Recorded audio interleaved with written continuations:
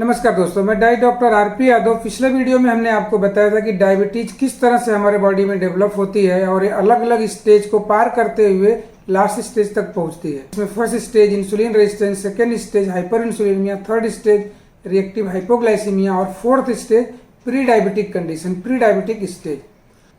अब हम pre diabetic stage को पार करते हुए डायबिटिक स्टेज में पहुंचते हैं और उस समय जब हम ब्लड टेस्ट कराते हैं तो हमारा फास्टिंग ब्लड शुगर लेवल 110, 120 इसके आसपास में रहने लगता है। और पीपी ब्लड शुगर यानी खाना खाने के 2 घंटे बाद वाला अगर हम जब शुगर चेक करते हैं उस समय हमारा ब्लड शुगर 170, 180, 200 के आसपास पहुंच गया रहता है। और ये कंडीशन डेवलप होने में दोस्तों 10 साल लग जाती है, जिसे हम बार बार आपको बताने की कोशिश कर रहे हैं कि हम जब ये डायबिटीज की कंडीशन में पहुंचते हैं और जब हमें फर्स्ट टाइम मालूम पड़ता है कि हमें डायबिटीज हो गई, तब तक हमारे बॉडी में बहुत सारा डैमेज हो चुका रहता है। और ये एक दिन में नहीं होती है, रातों रात नहीं होती है, ये 10 साल लग जाते हैं इसे डेवलप होने में। और इस तरह से हम टाइप 2 डायबिटीज की स्टेज में पहुंच जाते हैं। और अब जब हमारे ब्लड में शुगर का लेवल 110, 120 फास्टिंग का रहने लगता है और 200 के आसपास में पीपी शुगर रहने लगता है, तब हमें डायबिटीज का ठप्पा लगा दिया जाता है और ये बता दिया जाता है कि अब आपको डायबिटीज हो गई और ये डायबिटीज प्रोग्रेसिव डिजीज है, ये प्रोग्रेस होते रहेगी। इसमें आपको कल आपकी किडनी खराब हो सकती है, कल आपकी आंखें डैमेज हो सकती हैं, आपका हार्ट को प्रॉब्लम हो सकता है, आपका लीवर खराब हो सकता है।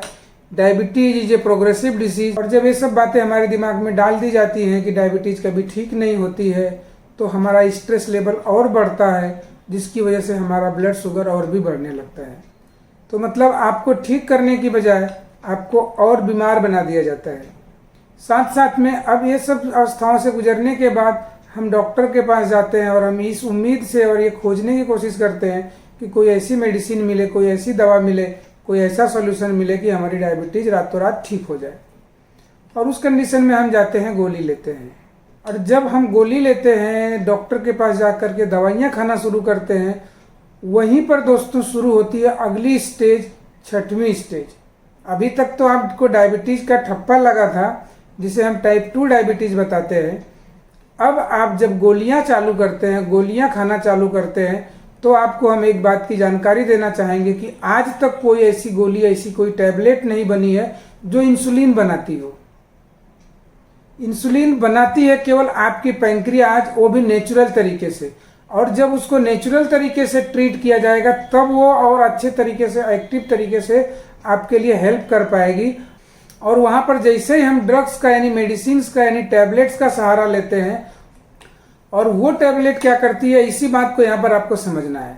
जब हम कोई गोली लेते हैं, वो चाहे वो 500 mg में हो, चाहे वो 1000 mg में हो, किसी भी पावर में हो, और ये गोली दौड़े दौड़े जाकर के पैंक्रियाज को पुश करती है, उसको डंडे मारती है और इस तरह से उसको प्रेशर देती है कि तुम्हारे पास जितना भी बना हुआ इंसुलिन है उसको तुम बाहर निकालो। अब ये पैंक्रियाज उस गोली के प्रेशर में आकर के जो कुछ भी उसके पास बना हुआ रहता है इंसुलिन, उसको तुरंत रिलीज करके ब्लड में डाल देता है। और ये बढ़ी हुई इंसुलिन जब ब्लड में आती है तो जो कुछ भी उसको ग्लूकोज मिलता है उसको वापस वो सेल्स में डाल देती है। इस तरह से ये प्रक्रिया चलते रहती है। और आप देखेंगे कि ये गोली की वजह से जो पैंक्रियाज, एक तो पहले ही वो थक गया था, वो कम काम कर रहा था, इंसुलिन प्रोडक्शन कम हो गया था, ऊपर से इंसुलिन रेजिस्टेंस हो गया था, उस कंडीशन में उसको और जबरदस्ती काम करने के लिए मजबूर किया जाता है। उसके बीटा सेल्स इनएक्टिव होने लगते हैं, जो कुछ बचे हुए उसके बीटा सेल्स रहते हैं वो और भी स्पीड में मरने लगते हैं। और इस तरह से कुछ सालों के बाद हम 500 से 1000 mg पे जाते हैं।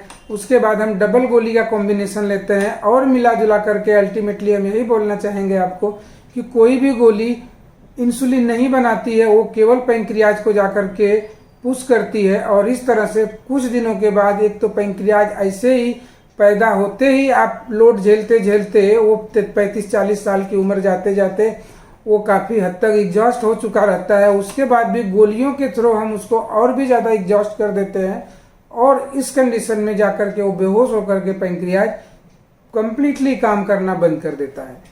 जब उसकी इफिकेसी कंप्लीटली खत्म हो जाती है, मीन्स वो किसी काम का नहीं रह जाता है, और तब बोलता है भाई अब मेरे बस का नहीं रहा, अब मैं इंसुलिन नहीं बना पाऊंगा, मेरी कैपेसिटी खत्म हो गई है।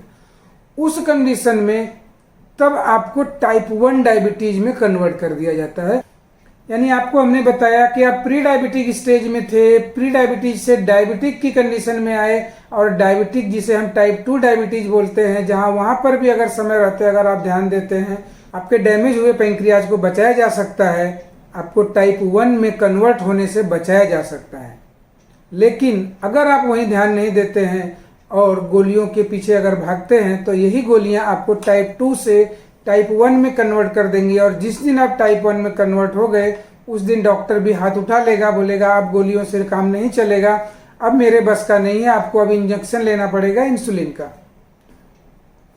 और जब आप लाइफ टाइम इस तरह से इंसुलिन का इंजेक्शन लेंगे तो ये कितना बॉडी में आपके डैमेज करेगा, इस बात को भी आपको समझना होगा, जिसे हम आपको नेक्स्ट वीडियो में समझाने की कोशिश करेंगे कि इंसुलिन की स्टेज में जाने के बाद भी हम बचते कितना है, हम कितने सुरक्षित है, हमारे बॉडी में कितना डैमेज हो रहा है, किस तरह से हम और भी बीमारियों के चपेट में, बीमारियों की गिरफ्त में होते चले जा रहे हैं।